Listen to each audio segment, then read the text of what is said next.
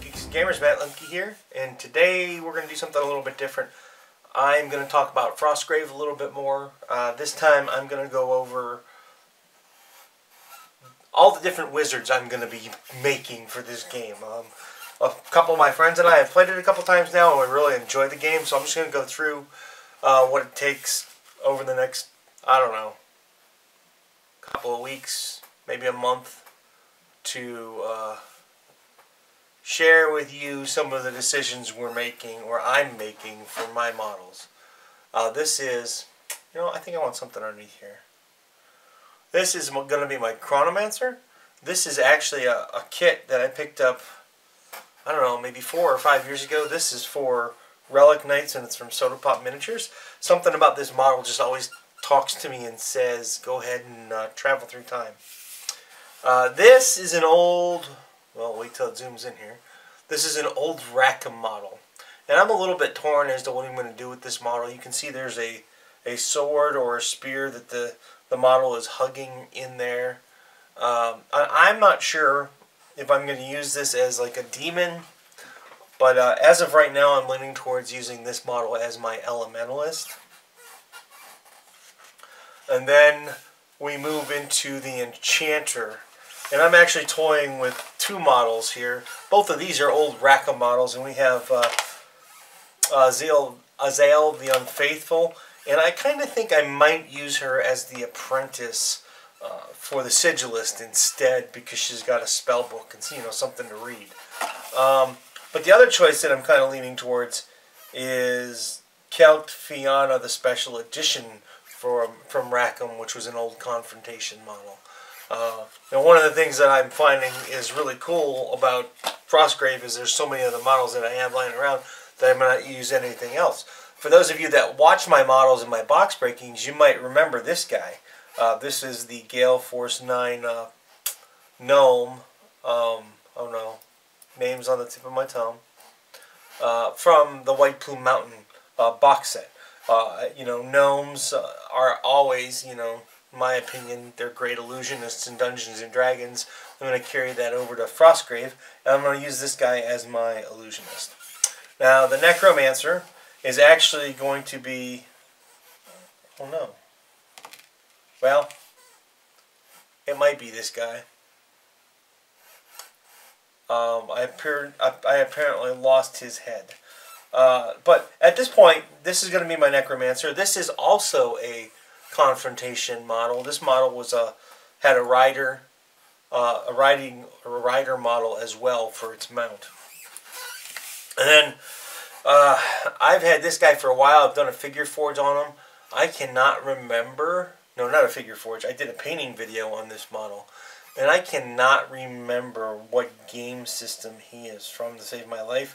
But he's got a scroll. He's got a bunch of scrolls. That speaks Sigilist to me. So he's going to be my Sigilist.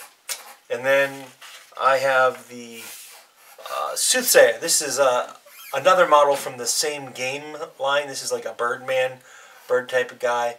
One of the reasons why I chose him is to be the Soothsayer and not the Summoner. He just looks, to me, a Soothsayer is something that is more witchy, oriented, with some kind of tribal roots, and I kind of think the birds and everything made that work for me.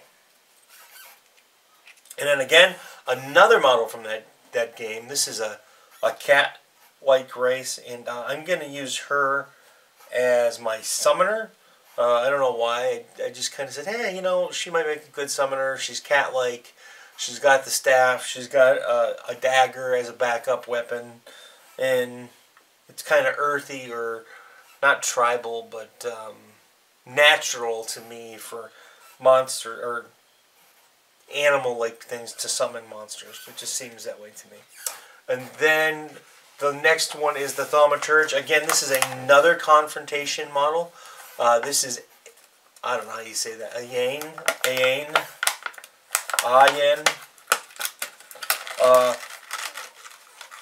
Thaumaturge, and this one might change. I'm not totally sold on this model.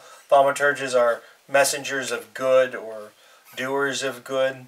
and she looks a little bit mystic. She might actually become my Chronomancer apprentice, and I might move into something more Paladin-esque or knightly, or I don't want to say Gandalf-y, but something a little bit more to the traditional side of what is the difference between good and evil. But I can do a lot with her, with the colors of white and stuff, and have a lot of fun painting her up for that role.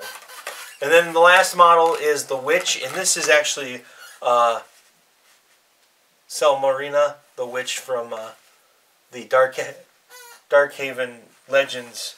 One of the reasons why I picked her, well, I had her. I don't remember where I got her from or why I got her. I actually have like 4 of these, you know, and well, she's like your traditional Halloween type of witch. So I just figured I can't get much more perfect than that.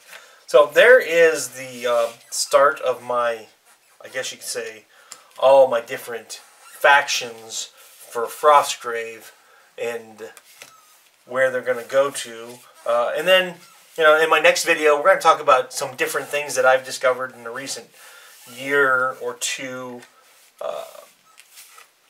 for that can be used for Frostgrave. Like, for example, here's a confrontation undead knight. I'm going to use this as a man-at-arms for my Necro army. I have a whole bunch of these guys painted up already, so it'll save me some time. And they're actually painted better than I think I can paint. The guy who did this is a pretty good friend of mine, and he does a real good job. So anyway, there is my starting wizards for Frostgrave. Thanks for watching, and have a good day.